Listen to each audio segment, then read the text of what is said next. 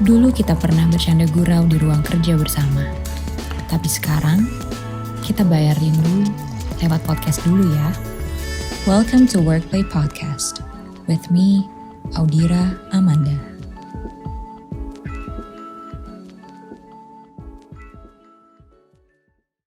Halo teman Workplay, hari ini aku mau ngomongin soal ibu menyusui dan juga vaksin COVID-19. Nah, udah banyak belum sih yang cari tahu?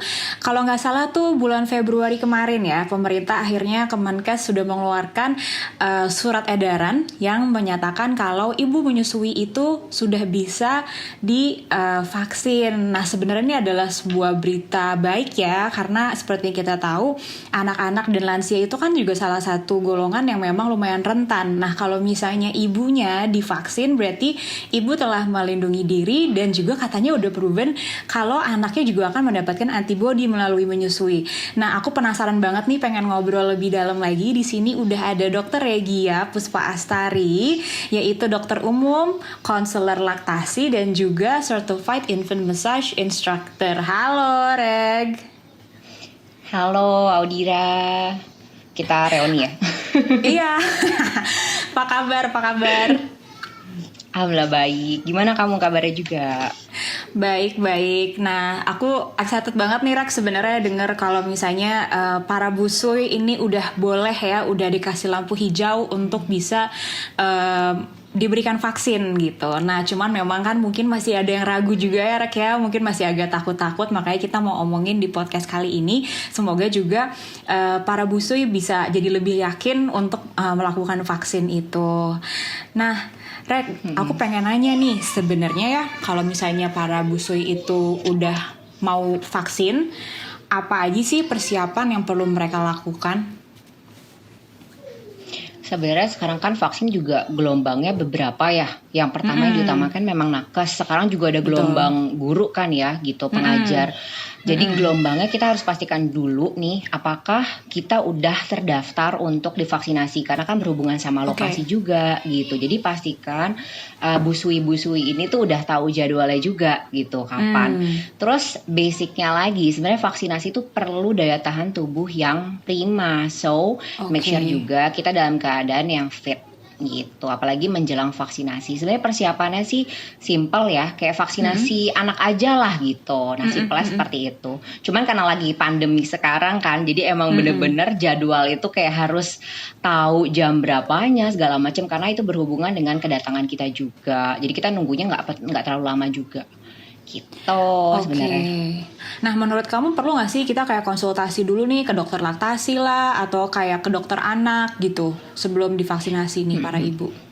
Sebenarnya tanggal 11 Februari kemarin tuh sebenarnya udah keluar kan Dir sebenarnya aturan dari pemerintah pusat Indonesia langsung bahwa memang sudah direkomendasikan dari segi keamanannya juga ya. Jadi busui-busui itu nggak perlu ragu lagi untuk vaksinasi gitu ya, karena memang vaksin itu kan keluar udah ada tahapannya nih dari mungkin itu lebih jelas dari saintis ya yang lebih paham untuk perbedaan merek segala macam gitu ya. Cuman merek yang sampai saat ini masih masuk ke Indonesia kan ada dua ya, Sinovac sama yang baru masuk kan AstraZeneca sorry.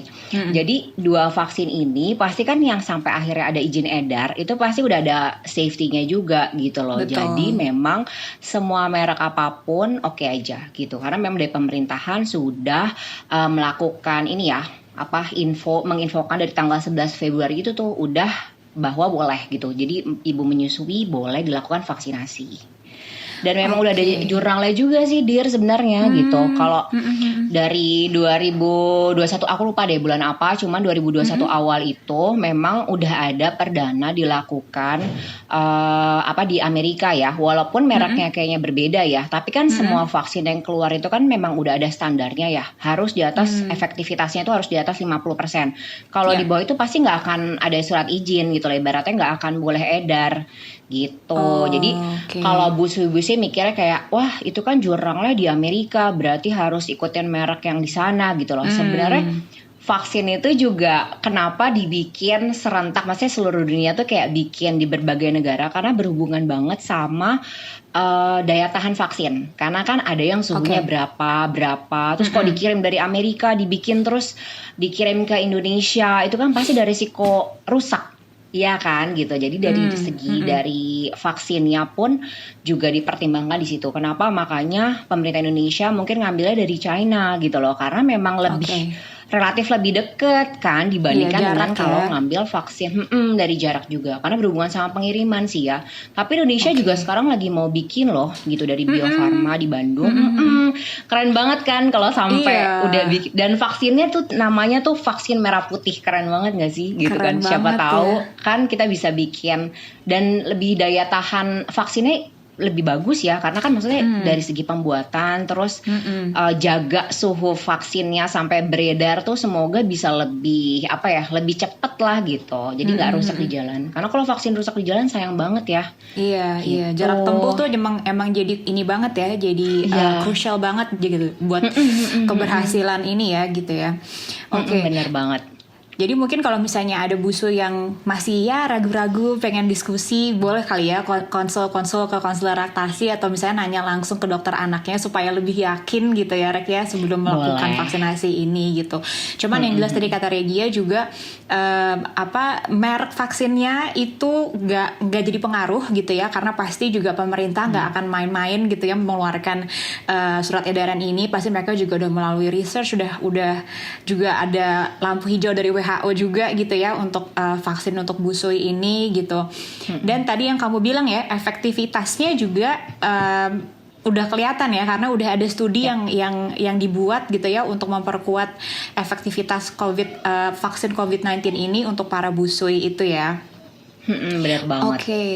Kalau misalnya kita di Indonesia itu kan juga mayoritas juga Muslim ya, gitu. Kadang-kadang kan ragu apa udah halal MUI apa enggak. Dan sebenarnya MUI juga udah mengeluarkan sertifikat halalnya. Jadi jangan ragu lagi gitu untuk melakukan vaksinasi. Karena justru pada saat kita melakukan vaksinasi ini, justru itu adalah ikhtiar kita ya, bentuk ikhtiar kita untuk benar-benar kayak mengurangi penularan, karena kan sekarang penularan parah banget ya. Tapi bukan berarti setelah vaksinasi ini terus kayak langsung bebas ya. Jadi bukan kayak gitu juga, tapi justru kita tetap sesuai protokol kesehatan gitu ya. Karena kayak vaksinasi biasa aja gitu loh. Ini cuman untuk membuat antibodi aja di dalam tubuh, bukan berarti kita kebal nggak bisa kena sama sekali. Tapi harapannya semoga bisa lebih ringan lah komplikasi yang terjadi ketika misalnya ternyata kita kena kayak gitu. Semoga sih gak kena juga ya, jangan sampai kena. Ya jangan sampai ya keluarga kita kena ya. Oke. Nah cuman pasti masih ada juga nih Rek yang juga penasaran gitu ya, atau mungkin pengen tahu ada nggak sih efek samping yang mungkin muncul gitu kalau misalnya busui melakukan vaksinasi COVID ini? Untuk efek sampingnya itu so far sampai saat ini sih gejalanya masih ringan-ringan aja ya, seputar kayak misalnya kayak kram di bagian yang habis disuntik atau agak bengkak gitu ya, agak pusing dikit gitu ya. Tapi beberapa temanku malah jadi gahar makannya. Oh jadi banyak lapar. makan, justru laparan. Iya laparan gitu ya, nggak tahu sih orangnya emang laparan atau gimana. Dan kebetulan Karena aku pribadi emang pun gampang lapar ya Rek ya. iya oke. Karena efek itu kayaknya ya. Tapi emang pas kemarin sebenarnya dari sebelum tanggal 11 Februari udah keluar izin edar sebenarnya, karena kebetulan aku kan ngetim ya di dokter laktasi itu, dan kita memang dokter-dokter laktasi yang lagi nyusuin itu pada langsung vaksin bahkan sebelum tanggal 11 itu. Dan kita minta perizinannya memang atas permintaan sendiri hitungannya ya gitu. Tapi memang karena udah jurnal itu udah keluar, udah ada penelitian sebelumnya. Karena kan sebelum akhirnya ada izin edar kan udah ada keluar. Jadi emang kita harus update banget ya sama perubahan-perubahan penelitian-penelitian tuh harus banget update gitu. Jadi sampai akhirnya terus akhirnya boleh gitu, karena di Vaskes sendiri juga ya gitu. Akhirnya diperbolehkan dan emang efeknya nggak ada efek apa-apa gitu. Cuman kadarullah setelah aku vaksin pertama itu aku hamil gitu. Jadi bahkan sekarang lagi ini juga ya penelitian juga, bahwa kemarin sempat ada juga aku baca tentang ibu hamil. Cuman sekarang masih pro kontra banget. Jadi aku nggak mau declare boleh ya gitu. Tapi memang ibu hamil saat ini lagi dilakukan penelitian gitu. Dan akhirnya ada dikatakan bahwa pas sudah lahir nih si bayinya itu dia ada antibodi terhadap COVID. Jadi ini nunggu aja izin edar dari pemerintahan lanjutannya. Oke, semoga segera ya. Jadi kita semua bisa cepat terlindung. Karena memang buat ibu hamil ya, memang dan untuk anak-anak tuh memang agak takut karena memang belum ada ininya ya, lampu hijaunya gitu untuk bisa divaksin. Nah, apalagi di bawah 2 tahun kan kayak belum boleh fully pakai masker karena resiko ketutupan susah nafas segala macam gitu. Jadi makanya dengan ibunya divaksinasi, si para busui ini mudah-mudahan anak bisa dapet itu ya antibodinya dari ASI yang mereka minum ya gitu. Nah, Rek, aku mau nanya nih, kalau misalnya si para busui ini abis divaksinasi, apakah mereka boleh langsung menyusui anaknya? Direct breastfeeding ya?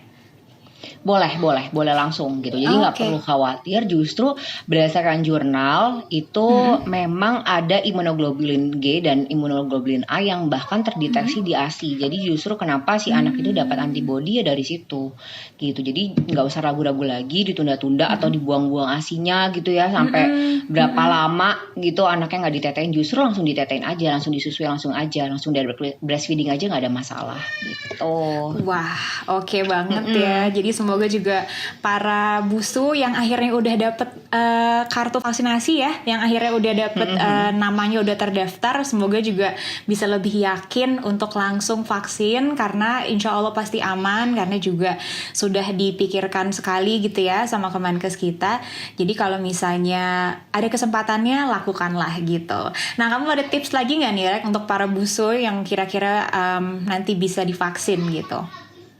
Kalau misalnya ternyata pas udah vaksin nih ada kayak gejala nyeri di bagian yang abis disuntik, justru dikompresnya bisa pakai hangat dingin bergantian aja gitu. Kayak biasa misalnya anak kita lagi abis vaksin gitu ya rada nggak nyaman gitu. Bisa juga sampai minum anti nyeri kalau misalnya memang dibutuhkan. Tapi kalau enggak sih sebenarnya nggak perlu. Gitu aja sih, dan gak usah ragu-ragu, langsung aja vaksin ya. Kalau udah langsung dapat nomor antrian untuk vaksinnya, langsung aja divaksin, gak usah ragu-ragu lagi, dan langsung susuin anak ketika sampai rumah nih habis vaksin langsung ditetein aja, jadi gak perlu ragu-ragu lagi. Siap, tapi jangan lupa tetap ya prokesnya, jangan lupa setelah divaksin kamu bukan berarti tidak akan tertular, cuman memang jadinya itu tadi ya komplikasinya atau juga mungkin keparahan dari penyakit COVID ini bisa sangat diturunkan karena akhirnya sudah ada vaksin yang melindungi kita semua gitu. Regia, thank you so much ya untuk sharing-sharingnya hari ini. Semoga juga para busui jadi semakin semangat untuk mengasihi dan juga semangat untuk segera vaksin ya kalau misalnya udah dapet lampu hijaunya. Thank you so much ya Regia, sampai ketemu lagi ya. Sama-sama Dir, thank you juga. Bye. Bye-bye.